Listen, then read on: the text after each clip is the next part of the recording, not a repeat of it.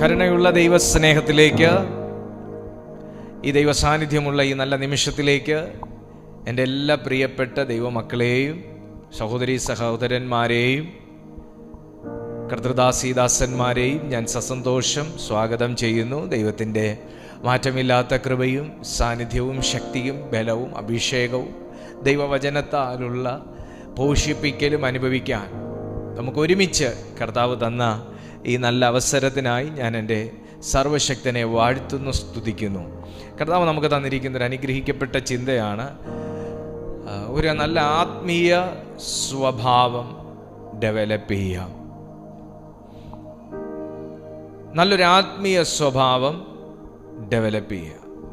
ഈ ആത്മീയ സ്വഭാവത്തിന് എന്താണ് പ്രാധാന്യമുള്ളത് എന്ന് നിങ്ങൾക്ക് സംശയം തോന്നാൻ സാധ്യതയില്ല. എന്നാൽ നമുക്ക് സംശയമില്ലെങ്കിലും ഒരു കാര്യം ഞാനൊന്ന് ഊന്നിപ്പറയാൻ ആഗ്രഹിക്കുകയാണ്. ആത്മീയ സ്വഭാവത്തിന് വളരെ വലിയ ഒരളവിൽ സ്വാധീനം ഉണ്ട്, പ്രാധാന്യമുണ്ട് ക്രിസ്തീയ ജീവിതത്തിൽ, ആത്മീയ ഗോളത്തിൽ, ഭൗമിക ജീവിതത്തിൽ.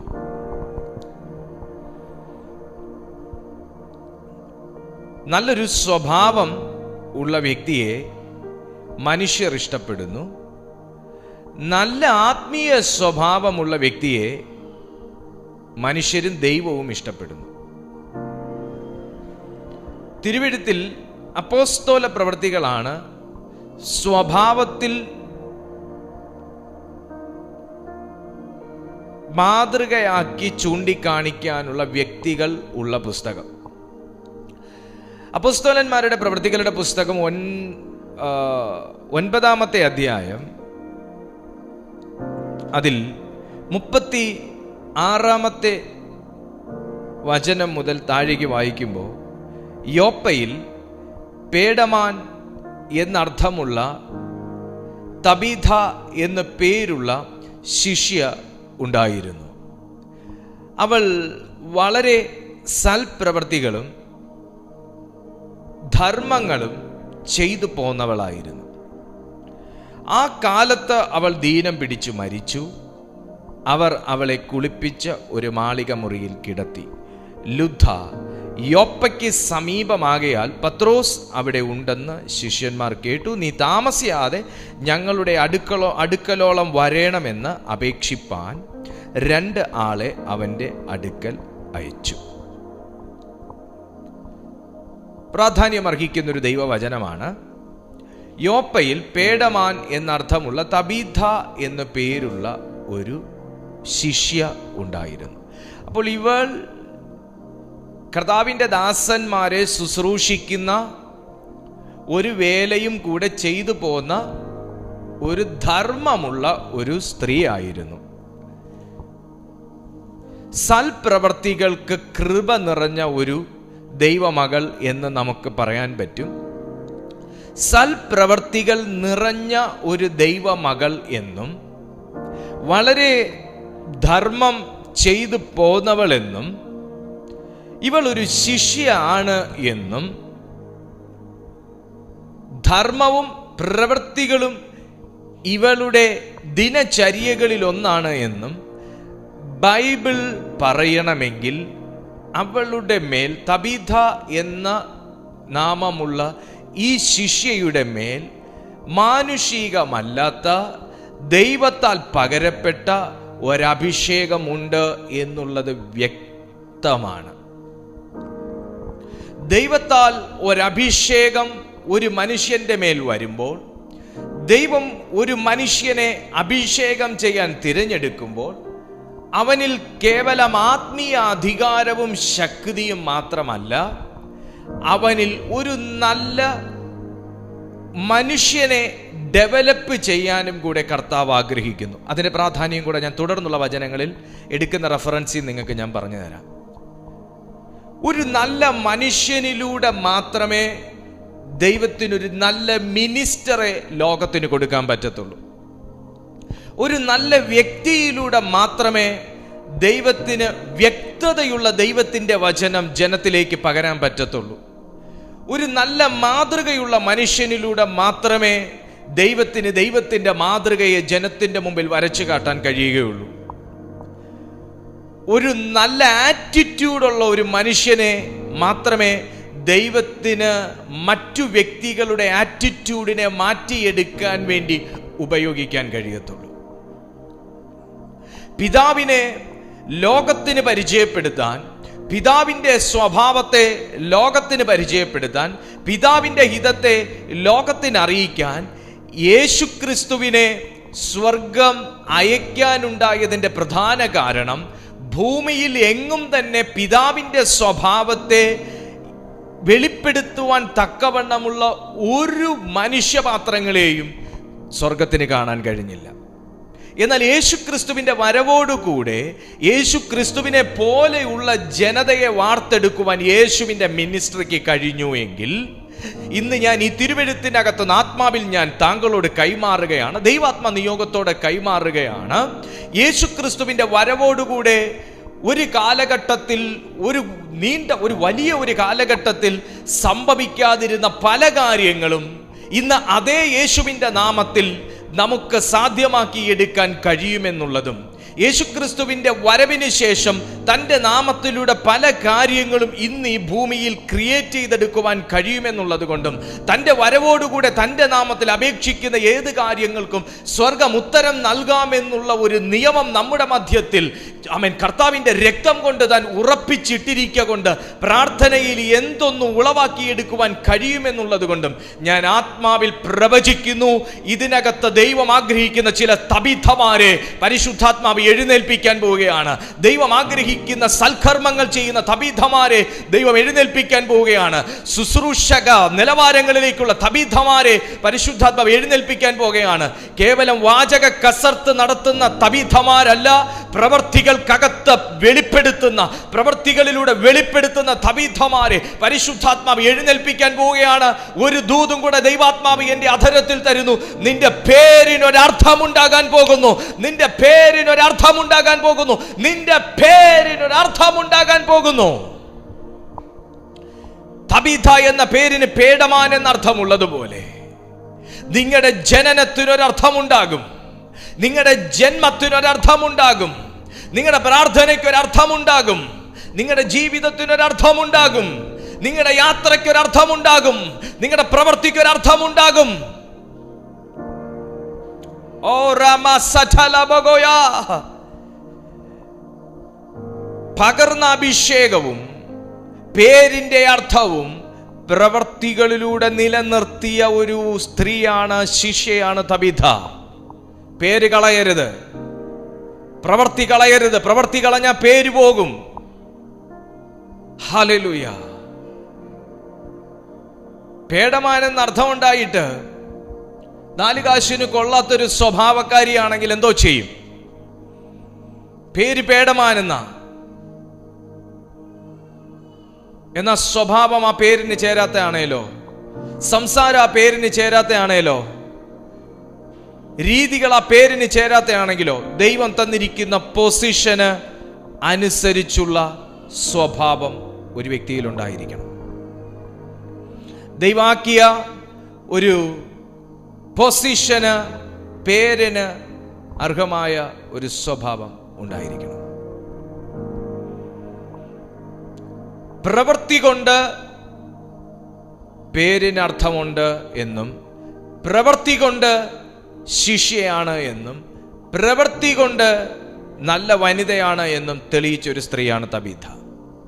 കാരണം വിശുദ്ധ ബൈബിളിൽ ലൂക്കോസ് പറയുന്നു അവൾ വളരെ സൽപ്രവർത്തികളും ധർമ്മങ്ങളും ചെയ്തു പോന്നവളായിരുന്നു. നമുക്ക് അറിഞ്ഞൂടെ എന്തൊക്കെയാണ് തബീഥ ചെയ്തതെന്ന്. പക്ഷെ വളരെ എന്ന് ലൂക്കോസ് വെറുതെ പറയത്തില്ല.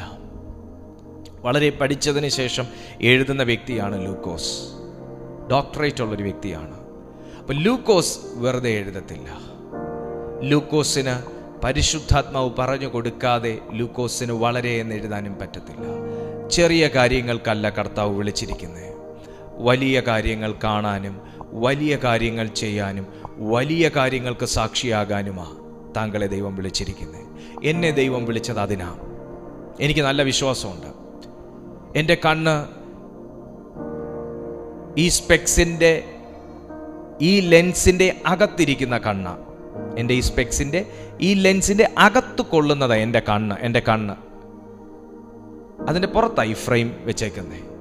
പക്ഷെ എൻ്റെ ഈ കണ്ണിൻ്റെ അളവിലെ കാര്യങ്ങൾ കാണാനല്ല ദൈവം എന്നെ വിളിച്ച്, വലിയ കാര്യങ്ങൾ കാണാനാണ്. ദൈവമക്കളെ, എത്രത്തോളം ദൈവത്തിൻ്റെ സന്നിധിയിൽ നമ്മൾ താഴ്മയോടെ ജീവിക്കുവോ, സൽപ്രവർത്തികൾ കൊണ്ട് നമ്മളെ നിറയ്ക്കുവോ, നമ്മുടെ വീടിനകത്ത് ദൈവിക ന്യായത്തെ നിലനിർത്തുവോ, നന്മയെ നിലനിർത്തുവോ, അതുപോലെ കർത്താവ് നമ്മളെ വലിയ കാര്യങ്ങൾ കാണിക്കും. ഞാൻ ആഡംബര കാര്യങ്ങളെക്കുറിച്ചുള്ള കാഴ്ചകളെ മാത്രമല്ല ഈ ഉദ്ദേശിച്ച് പറയുന്നത്, അതുപോലെ വലിയ കാര്യങ്ങൾ കാണിക്കും. നിങ്ങൾക്ക് മറ്റൊരു വ്യക്തിക്ക് നന്മ വരുന്നത് ഇഷ്ടമാണെങ്കിൽ നിങ്ങളുടെ കണ്ണുകൊണ്ട് നിങ്ങളുടെ പ്രാർത്ഥനയിൽ ദൈവം അത് കാണിക്കും. മറ്റൊരു വ്യക്തി ഉയരുന്ന ഇഷ്ടമാണെങ്കിൽ നമ്മുടെ പ്രാർത്ഥനയിലൂടെ ആ വ്യക്തിയെ ഉയർത്തുന്നത് ദൈവം കാണിക്കും. നിങ്ങൾക്കൊരു മരിച്ച വ്യക്തിയെ ഉയർപ്പിക്കുന്നത് ഇഷ്ടമാണെങ്കിൽ നമ്മൾ പ്രാർത്ഥിക്കുമ്പോൾ മരിച്ചവരെ ഉയർപ്പിക്കുന്നത് നമ്മുടെ കണ്ണിൽ കാണിക്കും. നിങ്ങൾക്ക് ദൂതന്മാരെ കാണുന്ന ഇഷ്ടമാണെങ്കിൽ, യേശുവിനെ കാണുന്ന ഇഷ്ടമാണെങ്കിൽ നമ്മുടെ പ്രാർത്ഥനയ്ക്കകത്തൂടെ നമ്മുടെ കണ്ണുകളിൽ കർത്താവ് അത് കാണിക്കും. ഹല്ലേലൂയ. യേശുവിൻ്റെ വരവോടുകൂടെ നമുക്ക് സാധ്യമായിരിക്കുന്നത് വലിയ വലിയ കാര്യങ്ങളാണ്, അവസരങ്ങളാണ്. സൽപ്രവൃത്തികൾ കൊണ്ട് നിങ്ങളെ നിറയ്ക്കുക, സദ്വർത്തമാനം കൊണ്ട് നിങ്ങളുടെ ഉള്ളം നിറയ്ക്കുക, സൽക്രിയകൾ കൊണ്ട് നിങ്ങളെ നിറയ്ക്കുക. നിങ്ങളുടെ പേരിന് ഒരർത്ഥം ഉണ്ടാവും, നിങ്ങളുടെ ജീവിതത്തിനൊരർത്ഥം ഉണ്ടാവും. വെറുതെ ഉണ്മാനും ഉടുപ്പാനും തിന്മാനും കുടിപ്പാനും വേണ്ടി, ഉണ്മാനും ഉടുപ്പാനും കളിക്കാനും കളിയാക്കാനും വേണ്ടി നമ്മുടെ ജീവിതത്തെ വെറുതെ നാശയോഗ്യമാക്കി കളയാതെ സൽപ്രവർത്തികൾ കൊണ്ട് നിറയ്ക്കുക. ഈ മാസം മുതൽ അങ്ങനെ ഒരു തീരുമാനം എടുത്തേ, സൽപ്രവർത്തികൾ കൊണ്ട് നിറയ്ക്കുക. കാരണം നിങ്ങൾ തബീഥയെ പരിശുദ്ധാത്മാവാണ് അഡ്രസ് ചെയ്യുന്നത്. ലൂക്കോസാണ് എഴുതിയത്, പക്ഷെ ലൂക്കോസിന് ആ ഒരു നിയോഗം കൊടുത്തത് പരിശുദ്ധാത്മാവാണ്. ഞാൻ ഈ ദിവസങ്ങളിൽ മനസ്സിലാക്കുമ്പോൾ, എൻ്റെ ശുശ്രൂഷകളിലൂടെ ഞാൻ മനസ്സിലാക്കിക്കൊണ്ടിരിക്കുന്ന കാര്യങ്ങൾ, ഞാൻ എല്ലാ ദിവസവും പഠിച്ചുകൊണ്ടിരിക്കുന്ന ഒരു വ്യക്തിയാണ്. പഠിച്ചുകൊണ്ടിരിക്കുക മീൻസ് എന്നെ പഠിപ്പിച്ചുകൊണ്ടിരിക്കുക എൻ്റെ കർത്താവ്. ഞാൻ മനസ്സിലാക്കുന്നൊരു കാര്യം, ഏതു കാര്യത്തിന് നമുക്കൊരു നിയോഗം വേണം. ഏത് കാര്യത്തിനും നമുക്കൊരു നിയോഗം വേണം. നമുക്ക് ചില കാര്യങ്ങൾ ചില വ്യക്തികൾക്ക് വേണ്ടി പ്രാർത്ഥിക്കാൻ നിയോഗം വരത്തില്ല. നിങ്ങൾ എന്നോട് പിണങ്ങല്ലേ, കാര്യമായിട്ടാണ് പറയുന്നത്. നിങ്ങൾ ആരോട് ചോദിച്ചാലും പറയുകയും ചെയ്യും. ആത്മാവിൽ വിവേചിക്കുന്നവർക്കും നിങ്ങൾക്കത് പറഞ്ഞു തരാൻ പറ്റും. ചില കാര്യങ്ങൾ, ചില വിഷയങ്ങൾ നമുക്ക് പ്രാർത്ഥിക്കാൻ, ചില വ്യക്തികൾക്ക് വേണ്ടി പ്രാർത്ഥിക്കാൻ നമുക്ക് നിയോഗം വരത്തില്ല. ആസ്യയിൽ വചനം പ്രസംഗിക്കരുതെന്ന് പരിശുദ്ധാത്മാവ് പൗലോസിനോട് പറഞ്ഞു. ഒരുപക്ഷെ ആ പ്രവിശ്യ പത്രോസിന് വേണ്ടി മാറ്റിയിട്ടത് കൊണ്ടായിരിക്കാം അവിടെ പ്രാർത്ഥിക്കരുത്, നീ അവിടേക്ക് പോകണ്ട എന്ന് പറഞ്ഞത് എന്ന് പറയുന്നവരുമുണ്ട്. I don't know exactly. പക്ഷേ ചില കാര്യങ്ങൾക്ക് നമുക്ക് നിയോഗം വരത്തില്ല, ചില കാര്യങ്ങൾക്ക് ഭയങ്കര നിയോഗമായിരിക്കും.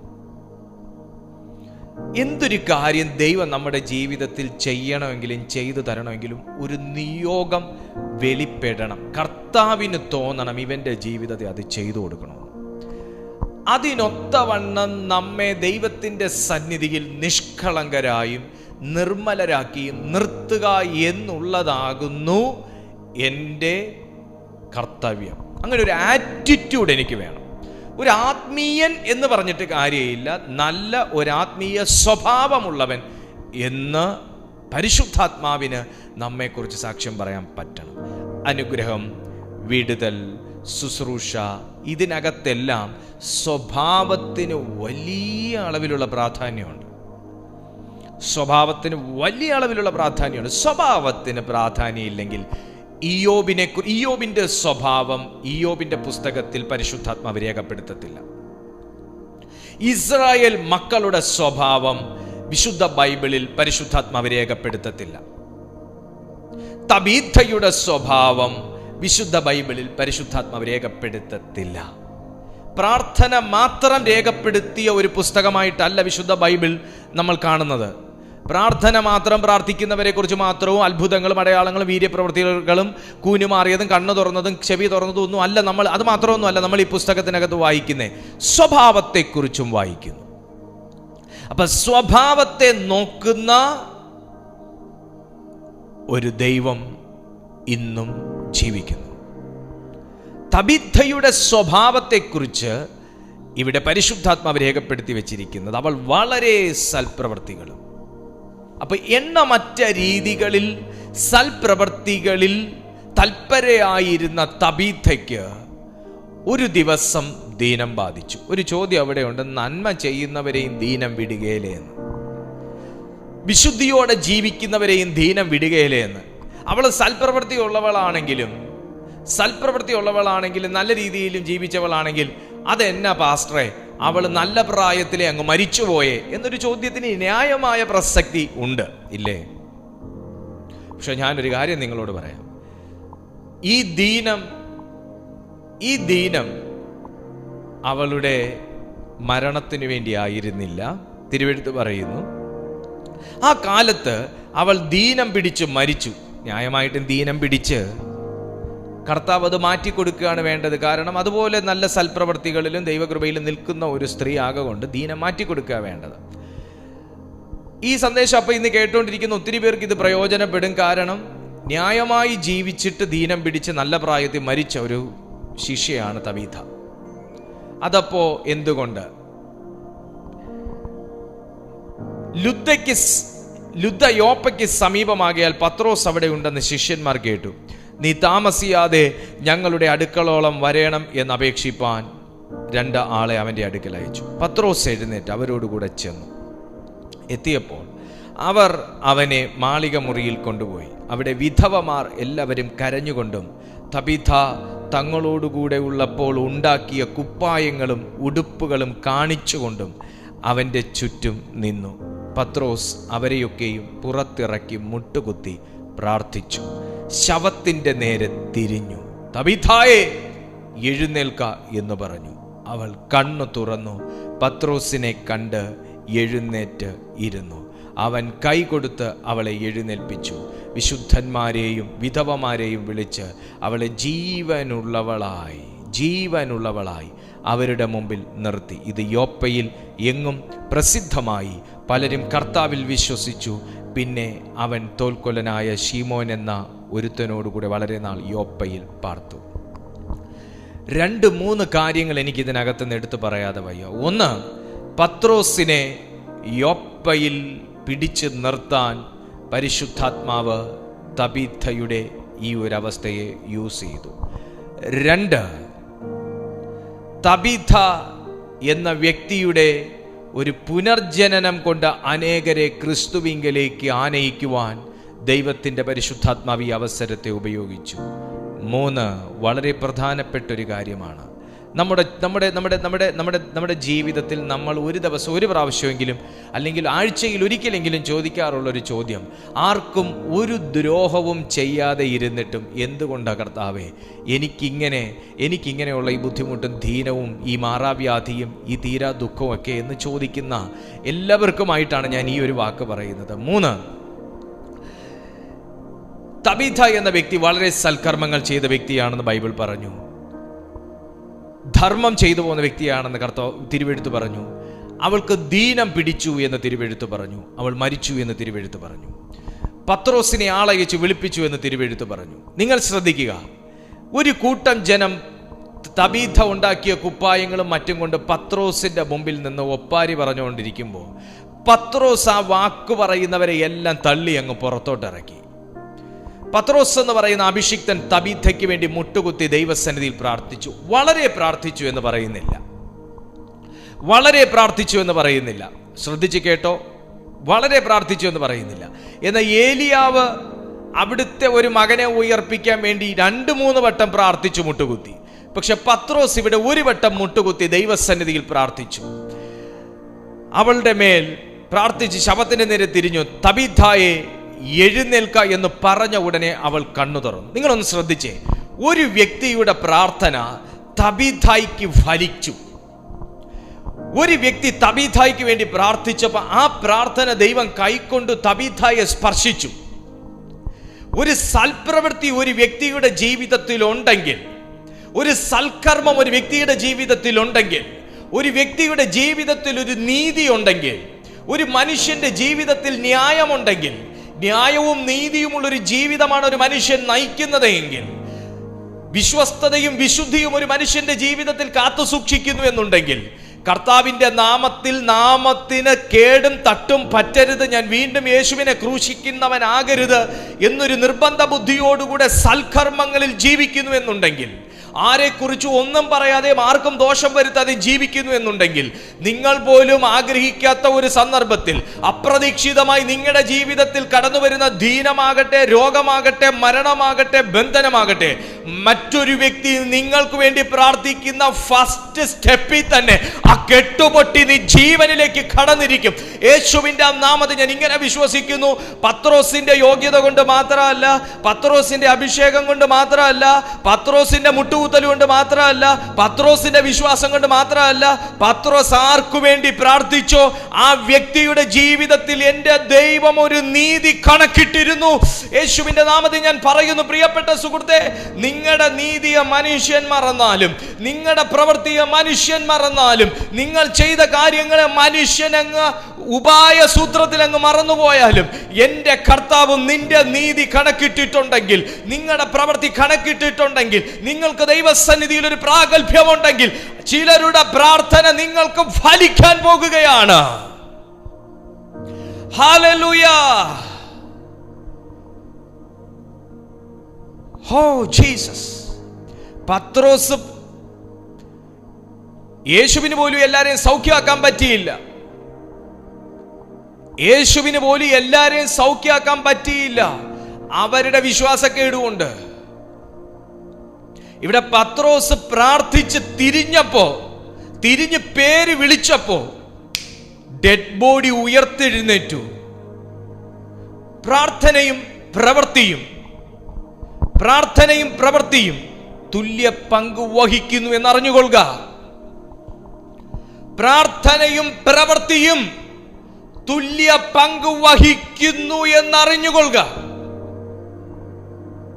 ബൈബിൾ സ്വഭാവത്തെയും പ്രവൃത്തിയെയും താഴ്ത്തി സംസാരിക്കുന്നില്ല. സ്വഭാവത്തെയും പ്രവൃത്തിയെയും പരാമർശിക്കാതിരിക്കുന്നിടത്തോളം കാലം സ്വഭാവത്തിനും പ്രവൃത്തിക്കും വളരെ പ്രാധാന്യം ഒരു മനുഷ്യ ജീവിതത്തിലുണ്ട്.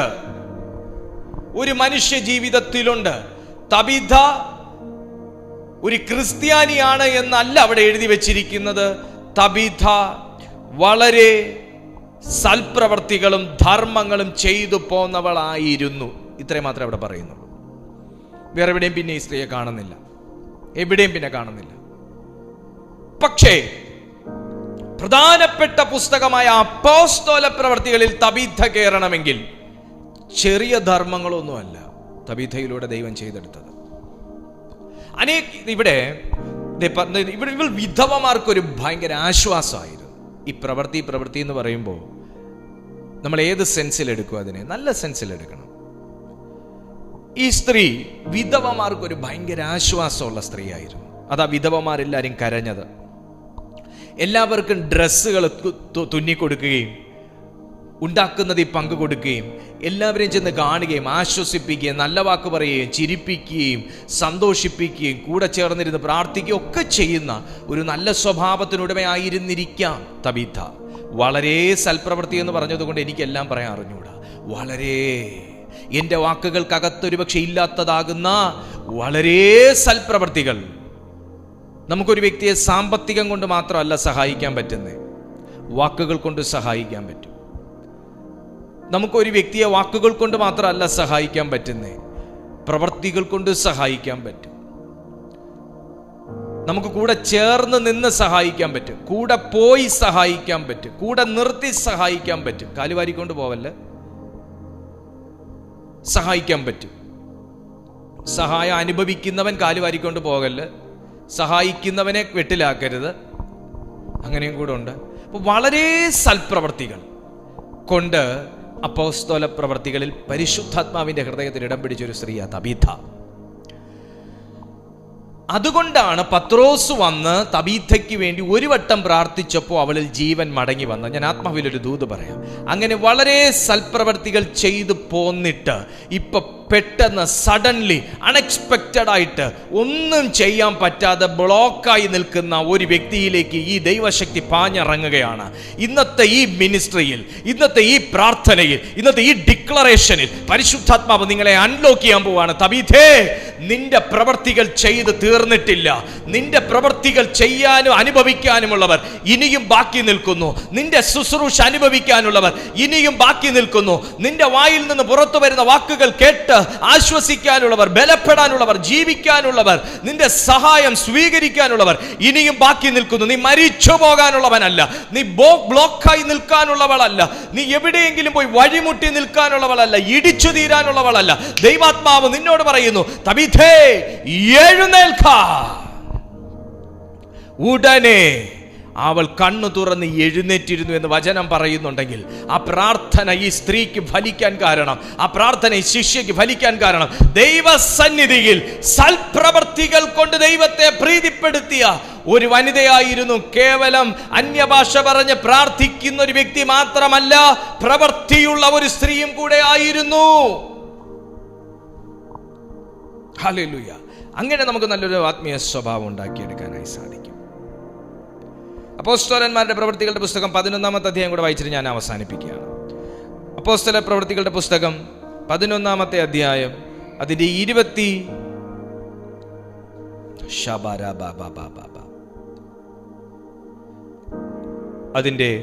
21 മുതൽ 20 മുതൽ നമുക്ക് വായിക്കാം.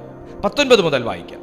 അപ്പോസ്തല പ്രവൃത്തി 11:19 മുതൽ വായിക്കാം. സ്തെഫാനോസ് നിമിത്തം ഉണ്ടായ ഉപദ്രവം ഹേതുവാൽ ചിതറിപ്പോയവർ യഹൂദന്മാരോടല്ലാതെ മറ്റാരോടും വചനം സംസാരിക്കാതെ ഫൊയ്നീക്യ, കുപ്രോസ്, അന്ത്യോക്യ എന്നീ പ്രദേശങ്ങളോളം സഞ്ചരിച്ചു. അവരിൽ ചിലർ കുപ്രോസ്കാരും കുറേനക്കാരുമായിരുന്നു. അവർ അന്ത്യോക്യയിൽ എത്തിയ ശേഷം യവനന്മാരോടും കർത്താവായ യേശുവിനെ കുറിച്ചുള്ള സുവിശേഷം അറിയിച്ചു. കർത്താവിൻ്റെ കൈ അവരോടുകൂടെ ഉണ്ടായിരുന്നു. നിങ്ങളൊന്ന് ശ്രദ്ധിക്കണേ, കർത്താവിൻ്റെ കൈ അവരോടുകൂടെ ഉണ്ടായിരുന്നു. വെറുതെ ഇരിക്കത്തില്ല, വെറുതെ ഇരിക്കത്തേയില്ല കർത്താവിൻ്റെ കൈ. അത് ഞാനും നിങ്ങളും ഒരുപോലെ മനസ്സിലാക്കേണ്ട കാര്യമാണ്. കർത്താവിൻ്റെ കൈ എന്നൊക്കെ പറയുന്നത് പ്രവർത്തിക്കുന്ന കൈ. കരത്തെക്കുറിച്ച് ഒത്തിരി പറയാനുണ്ട്, ദൈവകരത്തെക്കുറിച്ച് ഒത്തിരി പറയാനുണ്ട്. നമ്മൾ ലിമിറ്റഡ് ആക്കി വെച്ചിരിക്കുക ദൈവത്തിൻ്റെ കരം, തരാൻ വേണ്ടി മാത്രമുള്ളൊരു കരം. കർത്താവിൻ്റെ കൈ അവരോടുകൂടെ ഉണ്ടായിരുന്നു എന്ന് വെച്ചാൽ, എൻ്റെ കൂടെ നിർത്താൻ കൊള്ളാവുന്നവനെ ഞാൻ നിർത്തത്തുള്ളൂ. ഒരു മനുഷ്യനായ ഞാൻ അങ്ങനെ നിർബന്ധം പിടിക്കണമെങ്കിൽ,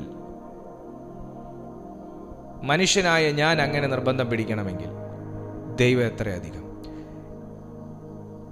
എൻ്റെ പേഴ്സോ അല്ലെങ്കിൽ എൻ്റെ വിലപിടിപ്പുള്ള തിങ്സോ സൂക്ഷിക്കാൻ കൊള്ളാവുന്നവൻ്റെ കയ്യിലേ ഞാൻ ഏൽപ്പിക്കത്തുള്ളൂ.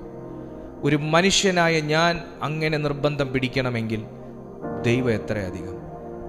ദൈവത്തിൻ്റെ കൈ ഒരാളുടെ കൂടെ ഇരിക്കണമെന്നുണ്ടെങ്കിൽ ദൈവത്തിലുള്ള എന്തൊക്കെയോ നമ്മുടെ മേൽ ഏൽപ്പിച്ചിട്ടുള്ളത് കൊണ്ടാണ്. കൊള്ളാമെന്നുള്ളവൻ്റെ കയ്യിലാണ് ഞാൻ ഏൽപ്പിച്ചേക്കുന്നത് എന്ന് ഉറപ്പുള്ളവൻ്റെ കൂടെ കർത്താവിൻ്റെ കൈയും ആത്മാവ് ഇരിക്കത്തുള്ളൂ. കർത്താവിൻ്റെ കൈ അവരോടുകൂടെ ഉണ്ടായിരുന്നു. എന്നാൽ എല്ലാവരോടുകൂടെയും കർത്താവിൻ്റെ കൈ ഉണ്ടെന്ന് ഈ വചനത്തിൽ എഴുതി വെച്ചിട്ടില്ല. എല്ലാവരുടെ കൂടെയും കർത്താവിൻ്റെ കൈ ഉണ്ടായിരുന്നു എന്ന് എഴുതി വെച്ചിട്ടില്ല.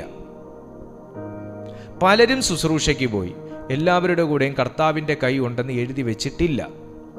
യേശു ക്രിസ്തുവിന് 12 ശിഷ്യന്മാർ മാത്രമല്ല, ഒത്തിരിയും ശിഷ്യന്മാരുണ്ടായിരുന്നു. എല്ലാവരുടെ കൂടെയും കർത്താവിൻ്റെ കൈ ഉണ്ടെന്ന് എഴുതി വെച്ചിട്ടില്ല. ഹല്ലേലൂയ. വളരെ സെലക്റ്റീവായിട്ടുള്ള ആൾക്കാരുടെ കൂടെ ആയിരുന്നു കർത്താവിൻ്റെ കൈ ഉണ്ടായിരുന്നു എന്ന് എഴുതി വെച്ചിട്ടുള്ളത്. എന്നോടുകൂടെ ആ പായുടെ കൈ ഇന്നലെ വരെ ഇല്ലെങ്കിൽ ഈ നിമിഷം മുതൽ ആ കരം എന്നോടുകൂടി ഇരിക്കത്തക്ക നിലയിലുള്ളൊരു വിശ്വസ്തത എന്നിലൊന്ന് തുറന്നു തരണേന്നൊന്ന് എത്ര പേർക്ക് പ്രാർത്ഥിക്കാൻ പറ്റും? തിരുവെഴുത്ത് പറയുന്നു, കർത്താവിൻ്റെ കൈ അവരോടുകൂടെ ഉണ്ടായിരുന്നു. വലിയൊരു കൂട്ടം വിശ്വസിച്ച് കർത്താവിങ്കിലേക്ക് തിരിഞ്ഞു. ഞാനൊരു ദൂത് പറയാം, ഒരു ദൈവശബ്ദമാണ്, ഒരു സന്ദേശമാണ്. പ്രാർത്ഥിക്കുന്ന പ്രിയപ്പെട്ടവരോട് കൂടെ, നിങ്ങളോടുകൂടെ ദൈവത്തിൻ്റെ കൈ ഉണ്ടെങ്കിലുണ്ടല്ലോ, കർത്താവിങ്കിലേക്ക് നിങ്ങൾ എത്ര ഉപദേശിച്ചിട്ട് തിരിഞ്ഞു വരാത്ത വ്യക്തിയും തിരിഞ്ഞു വരും. ആമേൻ. ദൈവത്തിൻ്റെ അനുകൂലത എന്ന് പറയാം. അതിന് ദൈവത്തിൻ്റെ അനുകൂലത എന്ന് പറയാം. ദൈവത്തിൻ്റെ കൈ, ദൈവത്തിൻ്റെ അനുകൂലത എന്ന് പറയാം. ദൈവത്തിൻ്റെ അനുകൂലത ഒരു വ്യക്തിയുടെ കൂടെ ഉണ്ടെങ്കിലുണ്ടല്ലോ, എല്ലാ അർത്ഥത്തിലും ദൈവത്തിന് നമ്മളോടുകൂടെ നിൽക്കാനുള്ള ഒരു വേദി നമ്മൾ ഒരുക്കി കൊടുക്കണം ദൈവത്തിന്. കർത്താവിനെ നമ്മൾ വിഷമിപ്പിക്കാതെ എല്ലാ അർത്ഥത്തിലും എന്നോട് നിങ്ങളോടും കൂടെ നിൽക്കാനുള്ള ഒരു അവസരം നമ്മൾ ദൈവത്തിന് ഒരുക്കി കൊടുത്താൽ, കർത്താവിന് ഒരുക്കി കൊടുത്താൽ, ആ ദൈവ ആത്മാവിന് ഒരുക്കി കൊടുത്താൽ, ആ ആത്മാവ് നമുക്ക് അനുകൂലമായി നിൽക്കും. നമുക്ക് ആ ആത്മാവ് അനുകൂലമായി നിൽക്കുമ്പോൾ, കർത്താവ് അനുകൂലമായിട്ട് നിൽക്കുന്ന ഒരു വ്യക്തിത്വമാണ് നമ്മളെന്നുണ്ടെങ്കിൽ, അനേകർ നമ്മൾ വായിട്ടടിക്കാതെ കർത്താവിങ്കിലേക്ക് തിരിഞ്ഞു വരും. അതുകൊണ്ടാണ് ഇവിടെ തിരുവെടുത്ത് പറയുന്നത്, കർത്താവിൻ്റെ കൈ അവരോടുകൂടെ ഉണ്ടായിരുന്നു, വലിയൊരു കൂട്ടം വിശ്വസിച്ച് കർത്താവിങ്കിലേക്ക് തിരിഞ്ഞു. നിങ്ങളുടെ വീട്ടിൽ ആരെങ്കിലും കർത്താവിങ്കിലേക്ക് തിരിയാതെ ഉണ്ടെങ്കിൽ, നിങ്ങളുടെ പരിചയത്തിൽ ആരെങ്കിലും കർത്താവിങ്കിലേക്ക് തിരിയാതുണ്ടെങ്കിൽ ഇത്രയും പ്രാർത്ഥിച്ചാൽ മതി: കർത്താവേ, എന്നോടുകൂടെ അങ്ങയുടെ കരം അനുകൂലമായിരിക്കണമേ. അനേകർ നമ്മുടെ കർത്താവിങ്കിലേക്ക് നിങ്ങളിലൂടെ ഉള്ള ദൈവപ്രവൃത്തികളെ കണ്ട് തിരിഞ്ഞു വരാനിട വരും. ദൈവകരം കൂടെ ഉള്ളവന് ഒരു ദൈവിക സ്വഭാവം ഉണ്ടാവുന്നേ. ദൈവകരം കൂടെ ഉണ്ടാവുക എന്ന് പറഞ്ഞാൽ നമുക്ക് ആവശ്യമുള്ള എല്ലാം കൂടെ ഇങ്ങനെ ഈ JCBക്ക് വാരി ഇട്ട് തരുന്ന പോലെ വാരി ഇട്ട് തരാനല്ല ദൈവത്തിൻ്റെ കരം കൂടിയിരിക്കുന്നത്. JCB മണ്ണ് വരുന്ന കണ്ടിട്ടില്ലേ? ഇങ്ങനെ കൊണ്ട് ഒരു തട്ടാനല്ല കർത്താവിൻ്റെ കൈ നമ്മുടെ കൂടെ ഇരിക്കുന്നു നീ പറയുന്നത്. നമുക്കൊരു ദൈവിക സ്വഭാവം തരും, നമുക്കൊരു ഗോഡ്ലി നേച്ചർ തരും. ആ സ്വഭാവത്തിലൂടെയാണ് ഒരു വ്യക്തി ക്രിസ്തുവിനെ അറിയേണ്ടത്. അല്ലാതെ ചിരിക്കത്തുമില്ല, മനുഷ്യരോട് സംസാരിക്കത്തുമില്ല, കൈ കൊടുക്കത്തുമില്ല, കടിച്ചാ പൊട്ടാത്ത മുഖവും കൊണ്ട് നമ്മൾ നടന്നു കഴിഞ്ഞാൽ ആരെങ്കിലും ക്രിസ്തുവിനെ അറിയൂ? ക്രിസ്തുവിന്റെ ഭാവം എന്തുവാ? ഹല്ലേലൂയ. യാതൊരു വികാരവും ഇല്ലാത്ത മുഖവും കൊണ്ട് നടന്നാൽ ആർക്കെങ്കിലും നമ്മൾ ദൈവവൈതലാന്ന് പറയാൻ പറ്റൂ? ക്രിസ്തുവിന്റെ നേച്ചർ അത് ലവാണ്, സ്നേഹമാണ്. ആ ഒരു നേച്ചർ പ്രകടിപ്പിക്കാൻ കഴിയുന്നിടത്താണ് ആദ്യം ഒരു വ്യക്തിക്ക് സമാധാനം ഉണ്ടാകുന്നത്. വരൂ, ഞാൻ നിങ്ങളെ സുവിശേഷം കേൾപ്പിക്കാന്ന് പറയുമ്പോൾ ആദ്യം ഒരു വ്യക്തിക്ക് സമാധാനം ഉണ്ടാകുന്ന മുന്നിൽ ചെന്ന് ചിരിക്കുമ്പോഴാണ്, അല്ലേ? ഒരു വ്യക്തിയെ കാണുമ്പോൾ hi, how are you, praise the Lord പറഞ്ഞ് ഷെയ്ക്ക് ഹാൻഡ്, അവൾ ചിരിച്ച് ഷെയ്ക്ക് ഹാൻഡ് കൊടുക്കുമ്പോൾ നമ്മളെ അവർക്ക് സമർപ്പിക്കുക. ഞാൻ നിങ്ങളെ കൈക്കൊണ്ടിരിക്കുന്നു, ഞാൻ നിങ്ങളെ അക്സെപ്റ്റ് ചെയ്യുന്നു. അതാ ഷെയ്ക്ക് ഹാൻഡ്. ചിരിച്ചോണ്ട് ചിലരൊരു വിരൽ കൊടുക്കും, ഷെയ്ക്ക് ഹാൻഡ് ഒരു വിരൽ ഇങ്ങനെ കൊടുക്കും. സ്തോത്രം. അതൊക്കെ ഒരു സ്വഭാവത്തിന്റെ ഭാഗമാണ്. ഒന്ന് വൃത്തിയായിട്ട് ചിരിക്കുക, ഒന്ന് വൃത്തിയായിട്ട് സംസാരിക്കുക, ഒന്ന് സ്നേഹിക്കുക, ഒന്ന് ബലപ്പെടുത്തുക. അല്ലാതെ ചുമ്മാ നമ്മൾ ഇങ്ങനെ എന്തെങ്കിലും ആവശ്യം വരുമ്പോൾ മാത്രം ഇങ്ങനെ നടക്കാനും പിടിക്കാനും വേണ്ടിയിട്ടുള്ള ആൾക്കാരായി പോവല്ലേ. സ്തോത്രം. കർത്താവിന്റെ കൈ അവരോടുകൂടെ ഉണ്ടായിരുന്നത് കൊണ്ട് വളരെ പ്രവൃത്തി അവരിലൂടെ നടന്നു. വലിയൊരു കൂട്ടം അവരിൽ വിശ്വസിച്ചു. വലിയൊരു കൂട്ടം കർത്താവിൽ വിശ്വസിച്ച് കർത്താവിങ്കിലേക്ക് തിരിഞ്ഞു. അവരെക്കുറിച്ചുള്ള ഈ വർത്തമാനം യെരുശലേമിലെ സഭയുടെ ചെവിയിലെത്തിയപ്പോൾ അവർ ബർന്നബാസിനെ അന്ത്യോക്യയോളം പറഞ്ഞയച്ചു. ബർന്നബാസ്, ശ്രദ്ധിക്കണേ, അവൻ ചെയ്യുന്ന ദൈവകൃപ കണ്ട് സന്തോഷിച്ചു. ശ്രദ്ധിക്കണേ, ഈ വാക്ക് ശ്രദ്ധിക്കണേ. ബർന്നബാസ് ദൈവകൃപ കണ്ട് സന്തോഷിച്ചു. എല്ലാവരും ഹൃദയ നിർണയത്തോടെ കർത്താവിനോട് ചേർന്ന് നിൽപ്പാൻ തക്കവണ്ണം പ്രബോധിപ്പിച്ചു. അവൻ നല്ല മനുഷ്യനും, ശ്രദ്ധിച്ച ദൈവമക്കളെ, ആള് തീയിറക്കുന്ന ആളെന്നല്ല അവിടെ പറയുന്നത്, ആള് ഫയർ എന്ന് പറയുന്ന ആളെന്ന് മാത്രമല്ല അവിടെ പറയുന്നത്, ആള് രോഗസൗഖ്യദായകൻ എന്നല്ല പറയുന്നത്, അവൻ നല്ല മനുഷ്യനും. ആരാ നല്ല ദൈവദാസൻ? നല്ലൊരു മനുഷ്യനാണ് നല്ല ദൈവദാസൻ. ആരാ നല്ലൊരു ദൈവ പൈതൽ? നല്ലൊരു മനുഷ്യനാണ് നല്ല ദൈവ പൈതൽ. ആരാ നല്ലൊരു വിശ്വാസി? നല്ല മനുഷ്യനാണ് നല്ല വിശ്വാസി. അതിലൊന്നും ഒരു തർക്കം, അത് രണ്ട് പക്ഷേ ഇല്ല. ഒരാമയം പറയുന്നതിൽ തെറ്റില്ല, തോന്നുന്നേ പറഞ്ഞാൽ മതി. അല്ലാതെ സ്നാനമേറ്റ ഒരു വ്യക്തി നല്ല മനുഷ്യനല്ല, അഭിഷേകം പ്രാപിച്ച ഒരു വ്യക്തി നല്ല മനുഷ്യനല്ല, അന്യഭാഷയിൽ പ്രാർത്ഥിക്കുന്ന ഒരു വ്യക്തി നല്ല മനുഷ്യൻ എന്ന് പറയാൻ പറ്റത്തില്ല. നല്ല മനുഷ്യൻ അല്ലെന്നല്ല, നല്ല മനുഷ്യൻ എന്ന് പറയാൻ പറ്റത്തില്ല. ബർന്നബാസിനെ കുറിച്ച് തിരുവെഴുത്ത് പറയുന്നു, അവൻ ദൈവകൃപ കണ്ട് സന്തോഷിച്ചു. അടുത്ത വാക്ക്, അവൻ നല്ല മനുഷ്യനും പരിശുദ്ധാത്മാവിനാലും വിശ്വാസത്താലും നിറഞ്ഞവനുമായിരുന്നു. ആരാണ് നല്ല മനുഷ്യൻ? പരിശുദ്ധാത്മാവുള്ളവനും വിശ്വസ്തനുമാണ് നല്ല മനുഷ്യൻ. ആരാണ് നല്ല മനുഷ്യൻ? ചിരിക്കുന്നവൻ മാത്രം നല്ല മനുഷ്യനെന്നല്ല. പരിശുദ്ധാത്മാവുള്ളവനും വിശ്വസ്തനും ചിരിക്കുന്നവനും സന്തോഷിപ്പിക്കുന്നവനും ദുഃഖത്തിൽ പങ്കുചേരുന്നവനും സഹായിക്കുന്നവനും കൂടെ ചെന്ന് സഹായിക്കുന്നവനും കൂടെ നിർത്തുന്നവനും വളർത്തുന്നവനും പാടുന്നവനും പ്രസംഗിക്കുന്നവനും നല്ല മനുഷ്യൻ. ഹല്ലേലൂയ. പരിശുദ്ധാത്മാവിൽ ആ കൃപ കണ്ട്, ദൈവകൃപ കണ്ട് സന്തോഷിക്കാൻ കഴിഞ്ഞത് തന്നെ പരിശുദ്ധാത്മാവ് ഉണ്ടായിരുന്നത് കൊണ്ടാണ്. ബർന്നബാസേ, അങ്ങേക്ക് എന്തുകൊണ്ട് ദൈവകൃപ കണ്ടപ്പോ അസൂയ വന്നില്ല? അങ്ങേക്ക് എന്തുകൊണ്ട് ദൈവം ഉപയോഗിക്കുന്നത് കണ്ടപ്പോ അസൂയ വന്നില്ല? അങ്ങേക്ക് എന്തുകൊണ്ട് ബർന്നബാസേ ദൈവകൃപ കണ്ടപ്പോ എങ്ങനെ ഇതിനെ വെട്ടിത്താഴ്ത്താന്ന് തോന്നിയില്ല? തൊട്ട് താഴെ തിരുവെഴുത്ത് പറയുന്നു, അവൻ നല്ല മനുഷ്യനും പരിശുദ്ധാത്മാവിലും വിശ്വസ്തതയിലും നിറഞ്ഞവനും പരിശുദ്ധാത്മാവിനാലും വിശ്വാസത്താലും നിറഞ്ഞവനുമായിരുന്നു. വളരെ പുരുഷാരം കർത്താവിനോട് ചേർന്നു. അവൻ ശൗലിനെ തിരവാൻ തർസോസിലേക്ക് പോയി. മതി, ഞാൻ അവിടെ നിർത്തുക. പ്രിയപ്പെട്ട ദൈവവേദലേ, മതി, ഇത്രയും മതി. നല്ലൊരു സ്വഭാവം നല്ലൊരു അഭിഷിക്തനാക്കി മാറ്റും. നല്ലൊരു സ്വഭാവം നല്ല ഒരു അനുഗ്രഹത്തിന് പാത്രമാക്കി മാറ്റും.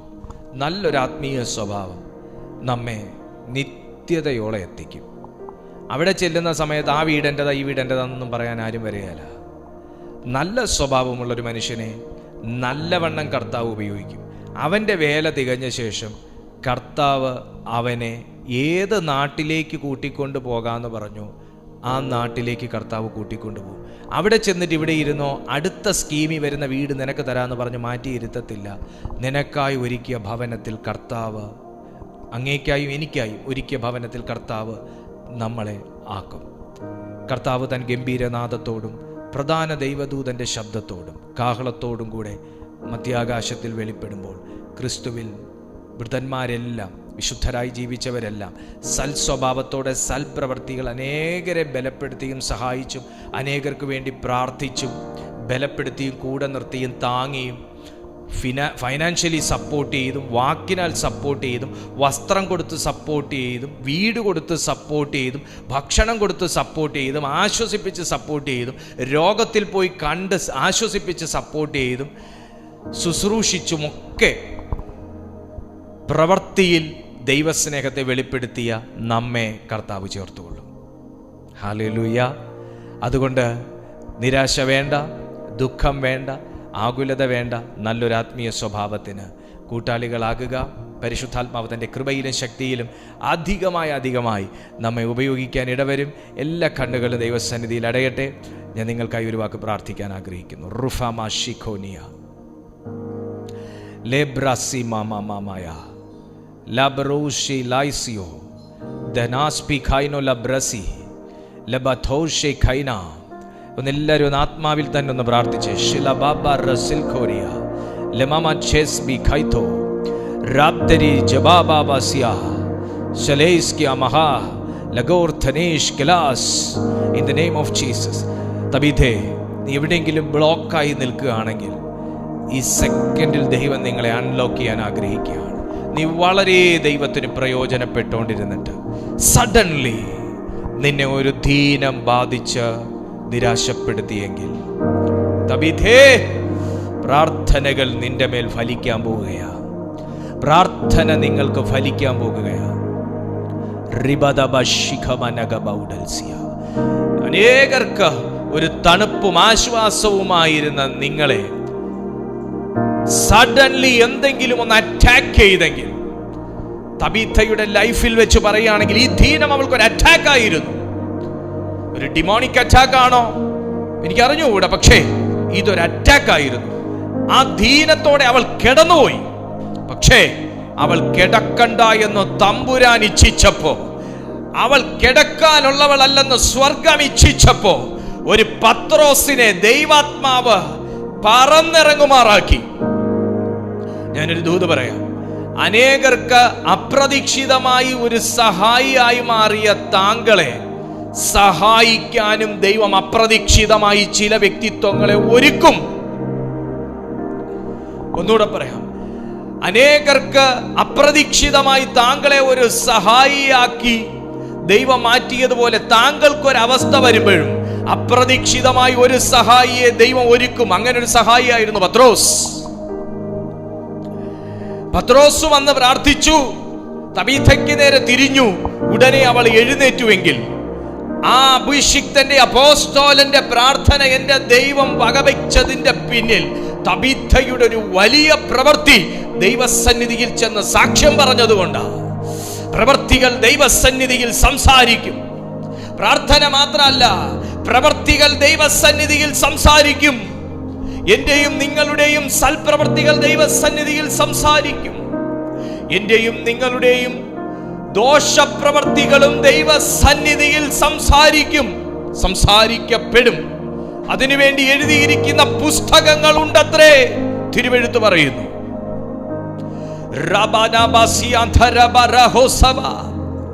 ആകയാൽ ഇന്ന് യേശുവിന്റെ ആത്മാവ് നമ്മെ പ്രബോധിപ്പിക്കുന്നു. സൽപ്രവർത്തികൾ കൊണ്ട് നിറയുക. ബർന്നബാസിനെ പോലെ പരിശുദ്ധാത്മാവിൽ നിറയുക, വിശ്വാസത്താൽ നിറയുക, ദൈവകൃപ കണ്ട് സന്തോഷിക്കുക.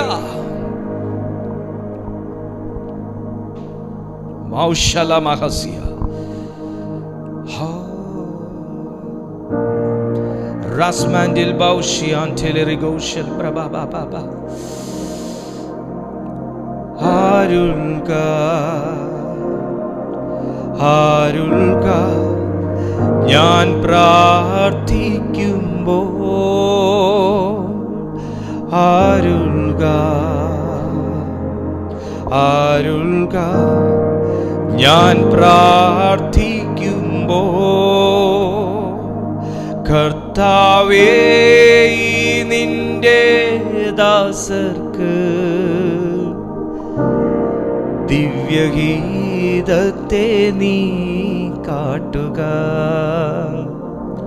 കർത്താവേ നിന്റെ ദാസർക്ക് ദിവ്യഗീതത്തെ നീ കാട്ടുക. പിതാവേ, കൂടിയിരിക്കുന്ന ഓരോ ജനത്തെ അങ്ങയുടെ കൈകളിലേക്ക് ഞാൻ ഏൽപ്പിക്കുന്നു. ഇവരുടെ ജീവിതത്തിൽ അപ്പാ, ഞങ്ങൾ ഓരോരുത്തരുടെയും ജീവിതത്തിൽ അസാധാരണമായ ദൈവ സാന്നിധ്യവും ശക്തിയും ദൈവവചനവും പകർന്നു തരുന്ന ദിവ്യ സ്നേഹത്തെ നന്ദിയോടെ ഓർക്കുന്നു. ഞങ്ങൾ അങ്ങേക്ക് സ്തോത്രം ചെയ്യുന്നു. അപ്പാ, ഞങ്ങൾ അങ്ങയുടെ കരങ്ങളിൽ ഏൽപ്പിക്കുകയാണ്. അങ്ങ് ആഗ്രഹിക്കുന്നത് പോലെ ജീവിക്കാൻ ഞങ്ങൾ ആഗ്രഹിക്കുന്നു. അങ്ങയുടെ പരിശുദ്ധാത്മാവിലും ശക്തിയിലും വിശ്വാസത്തിലും വർദ്ധിച്ചു വരുവാൻ ഞങ്ങൾ ആഗ്രഹിക്കുന്നു. അതിനാഗ്രഹിക്കുന്ന ഓരോ ജനത്തെയും ഇപ്പോൾ ഞാൻ പിതാവിൻ്റെയും പുത്രൻ്റെയും പരിശുദ്ധാത്മാവിൻ്റെയും നാമത്തിൽ അനുഗ്രഹിക്കുന്നു. അതിനുള്ളൊരു ദൈവീകമാകുന്ന നിയോഗവും പുതപ്പും ഈ പ്രിയപ്പെട്ടവരുടെ മേൽ വീഴട്ടെ കർത്താവേ. ഓ, അന്ത്യകാലഘട്ടത്തിലേക്ക് ഒരു കൂട്ടം ആത്മാവിൻ്റെ തീ പിടിച്ചതുങ്ങളെ ദൈവത്തിന്റെ ശുശ്രൂഷയ്ക്കായി പരിശുദ്ധാത്മാവേ ഇപ്പോൾ സ്പർശിക്കുക.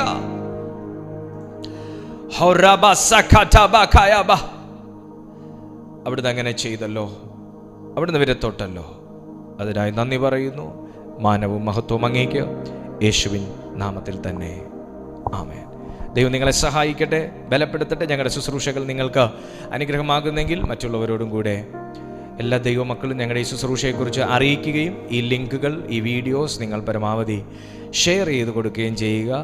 കർത്താവ് അതിനാൽ നിങ്ങളെ വർദ്ധിപ്പിക്കും. നിങ്ങളുടെ പ്രാർത്ഥനാ വിഷയങ്ങൾ, സാക്ഷ്യങ്ങളെല്ലാം ഈ കാണുന്ന നമ്പറിൽ നിങ്ങൾക്ക് വാട്സാപ്പിൽ അറിയിക്കാൻ ഉള്ള അവസരമുണ്ട്. നിങ്ങൾ അയയ്ക്കുക. ഞങ്ങൾ തീർച്ചയായിട്ടും അത് നോക്കുകയും അതിനുള്ള റെസ്പോൺസ് നൽകുകയും ചെയ്യുന്നതാണ്. ഞങ്ങൾ ആ വിഷയങ്ങൾ പ്രാർത്ഥിക്കുകയും ചെയ്യും. ദൈവത്തിൻ്റെ മഹാകരം നിങ്ങളോടും നിങ്ങളുടെ കുടുംബത്തോടും കൂടെ ഇരിക്കട്ടെ. എല്ലാ ദിവസവും രാവിലെ 6:30 മണിക്കും വൈകുന്നേരം 6:30 മണിക്കും ദൈവത്തിൻ്റെ തിരുവെഴുത്തുകൾ ഈ ചാനലിൽ ശുശ്രൂഷിക്കപ്പെടുന്നു. നിങ്ങൾക്ക് ആ വീഡിയോസ് നിങ്ങളുടെ വാട്സാപ്പിൽ അയച്ച് കിട്ടണമെങ്കിലും, നിങ്ങളുടെ ഈ സ്പെഷ്യൽ മീറ്റിംഗ്സിനെ കുറിച്ചുള്ള അറിയിപ്പുകൾ നിങ്ങൾക്ക് കിട്ടണമെങ്കിലും ഇതേ നമ്പറിൽ തന്നെ നിങ്ങൾ ആവശ്യപ്പെട്ടാൽ ഞങ്ങൾ നിങ്ങൾക്കത് വാട്സാപ്പിൽ അയച്ചു തരാം. രാവിലെ വൈകുന്നേരമുള്ള ശുശ്രൂഷകളിൽ പരമാവധി നിങ്ങൾ പങ്കെടുത്താട്ടെ. ദൈവം നിങ്ങളെ അനുഗ്രഹിക്കട്ടെ. നമുക്ക് അടുത്ത ദിവസം ഒരുമിച്ച് കാണാം. അതുവരെ അത്യുന്നതൻ്റെ ചിറകിൻ്റെ കീഴിൽ കർത്താവ് നമ്മെ സൂക്ഷിക്കട്ടെ.